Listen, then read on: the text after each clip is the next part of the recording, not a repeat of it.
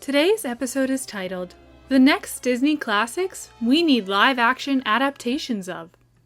Now that Mulan's live-action film has made it to Disney+, let's go over all the best Disney movies that are begging to be adapted next, and how they should be done. After months of stalling and uncertainty due to the coronavirus pandemic, Disney has finally released Mulan to those with premiere access on their streaming platform, Disney+. This updated version of Mulan serves as Disney's newest addition to their rapidly growing catalog of live-action adaptations of nostalgic classics making a comeback to the big screen. As is the case for the live-action films Disney has released over the past decade, Mulan featured all of the essential moments fans of the 1998 Mulan film expect to relive, along with several noticeable changes, such as the omission of friendly animal sidekicks and the inclusion of storylines based on real-life events. Disney's initiative to retell Mulan's story with new themes and characters creates a universe of potential remakes and directions that they can be taken in. Disney already has quite a few live-action adaptations in the works, including The Little Mermaid, Hercules, and Snow White. But there are some outstanding titles not yet in the conversation of being adapted that have great potential to pay tribute to, and even surpass, the legacy of their original. Loyal, brave, and true. After viewing Mulan, I revisited all of Disney's live-action adaptations back to 1996, 101 Dalmatians, and discovered some common trends found in the process of developing these beloved animated titles into today's live-action blockbusters. These 4 choices are key to understanding the shift in direction from animated to live-action Disney film. Who are you? I hardly know, sir. I've changed so many times since this morning, you see. Number 1. The first distinction to be made is whether or not to darken the tone of the adaptation. The 2010 Alice in Wonderland film took a major step away from the whimsical tone of the original and settled in a much darker and dangerous take on Wonderland, whereas the most recent Aladdin film decided to maintain the light tone of the original. Be back, ladies and gentlemen. Hi, where are you from? What's your name? Aladdin. Aladdin! Hello, Aladdin. Nice to have you on the show. Number 2. The second distinction is whether the adaptation will include musical numbers. Some remakes like Beauty and the Beast decided to include this element of the original, and others, such as the recent Mulan film, chose to exempt these moments from the story. How lovely to make your acquaintance. Want to see me do a trick?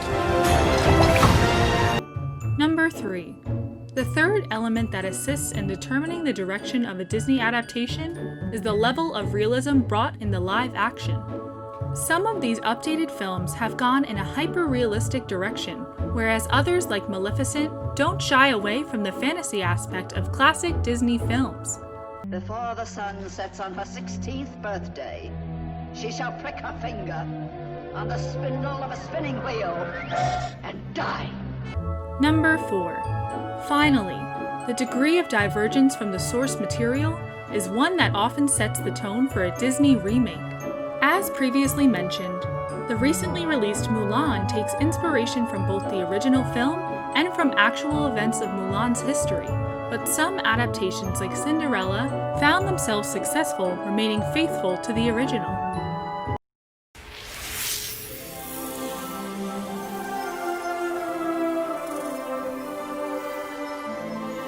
These kinds of modifications are what make Disney's live-action adaptations exciting, and are what allow classic stories to remain relevant to audiences already familiar with the original material. And I will use them to frame how Disney could adapt some of their classic titles in new and innovative ways. Lilo and Stitch is the next Star Wars. Disney has the opportunity to create an entirely new and epic space saga within the story of Lilo and Stitch. Full of fan-favorite characters still loved today, The thrilling set of outer space and stellar musical moments, this film is ripe for the remaking.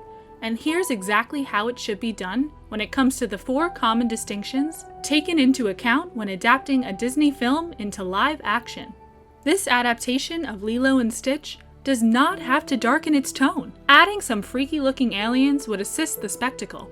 But there is no need to break up the fun and levity that comes with spending 2 hours with Lilo and Stitch. Ohana means family. Family means nobody gets left behind. Or forgotten. I know. Audiences want to see Lilo and Stitch chasing aliens in spaceships and shooting bad guys with laser guns. There is no need to darken those kinds of fast-paced thrills. As for musical numbers, Hawaiian Roller Coaster Ride is a classic that should not be omitted. In addition, it's proven that a compelling, nostalgic soundtrack works well in space flicks, so throw in some Elvis songs and we're off. In terms of whether this film should be angled towards fantasy or realism, there is no question that Lilo and Stitch belong in a world of fantasy.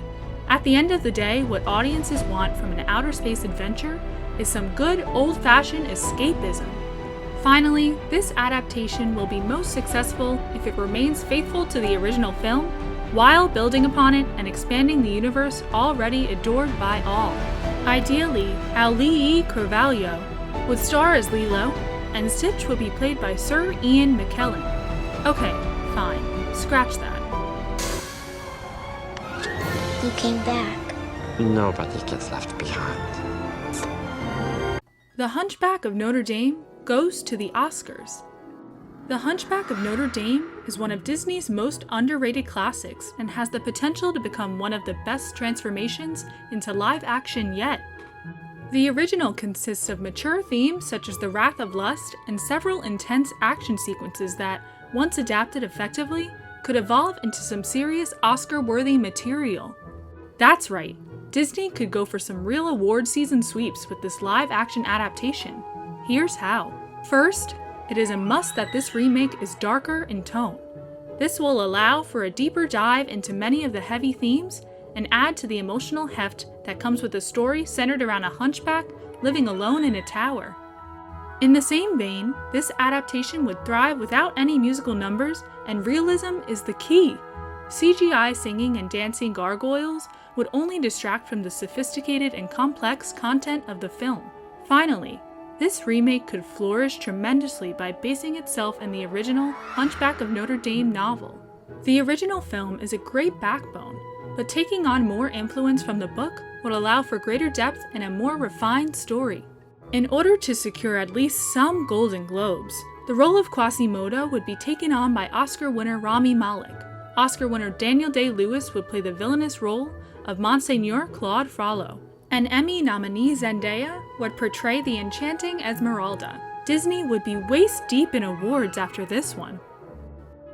You are deformed. I am deformed. And you are ugly. And I am ugly. And these are crimes for which the world shows little pity. Princess and the Frog, a modern rom-com. The last of the Disney films that must be adapted into a live-action movie is The Princess and the Frog. Ideally written by and starring Issa Rae, this retelling of The Princess and the Frog would be the PG-13 story of an average millennial woman falling for a guy and turning into a frog. Y'all don't look that much different, but how'd you get way up there? And how'd I get way down here and all this?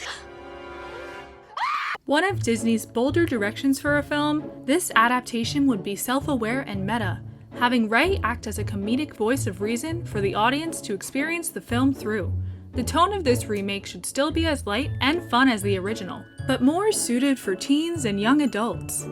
This version would remain a musical, but the irreverent tone would allow for Ray to recognize the bizarre nature of a musical film, much like Disney's Enchanted. As for where this adaptation would fall on the spectrum of realism versus fantasy, Ray's The Princess and the Frog could fall right in the middle. What would make this adaptation work is Ray's real-world life being bamboozled by fantasy. She's aware her situation is like a Disney movie, and she's over it. Finally, yes, this film would follow recent Disney live-action adaptations and diverge from the story of the original film. However, it wouldn't lose the great story elements audiences love. By keeping all the same characters and story arcs, but placing them in the 2020s, Disney would have an adaptation unlike any they have produced before. The cast would include Lakeith Stanfield or Donald Glover as Prince Naveen, and Billy Porter or Idris Elba as Dr. Facilier. Can we say star-studded? All I know is 1 minute I am a prince, charming and handsome, cutting a rug, and then the next thing I know, I'm tripping over these.